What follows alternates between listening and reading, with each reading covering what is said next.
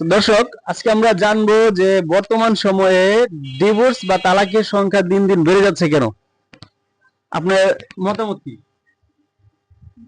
দিন দিন তালাক বা ডিভোর্সের সংখ্যা বেড়ে যাচ্ছে কেন? আমার মতামত অবটনের কারণে হয়তো এগুলো হইতে পারে। দেশের যে পরিস্থিতি, দেশের পরিস্থিতিতে অভাব অনটন বেশি, এই জন্য আয় ব্যয় নাই, আয় ব্যয় কম, এই জন্য হয়তো সংসার অশান্তি। এছাড়া আর কি হবে। তারপরে ফাইনালি ডিভোর্স হয়ে যায়। অলরেডি গ্যাঞ্জাম ফ্যাসাদ বাজলে তো ডিভোর্স হয়ে যায়।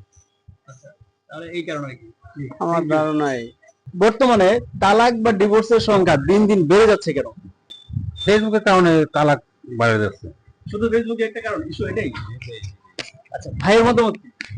যে ফেসবুকে মানে নানান ধরনের অনেক কিছু দেখা মহিলারা মানে খারাপ হয়ে যেতেছে, ঠিক আছে, যে কারণে আর কি মানে এই ডিভোর্সের সংখ্যাটা আর কি বাড়তেছে, দিন দিন বাড়ছে আর কি, ঠিক আছে।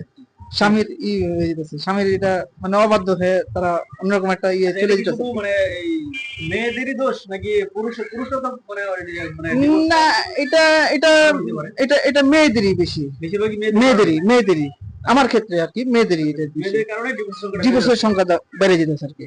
ঠিক আছে, থ্যাংক ইউ। ডিভোর্স বা তালাকের সংখ্যা কেন বেড়ে যাচ্ছে দিন দিন? মেবি আমি নিজ থেকে উত্তরটা দিতেছি। আমি কোনো সরকারি উকিলও না, কিংবা কোনো প্রশাসনিক বিভাগের লোকও না, সাধারণ মানুষ। যেহেতু এই প্রশ্নটা আমার সামনে আসছে, সেহেতু বলবো তিনটা কারণে ডিভোর্সটা হয় ম্যাক্সিমাম জায়গাতে। প্রথমত, আপনি মেয়েদের সেক্টরের যে আপনার খিটখিটি ভাবটা, মনের জিদ পোষণ রাখে স্বামীর উপরে। দ্বিতীয় কথা, অতিরিক্ত রাগ।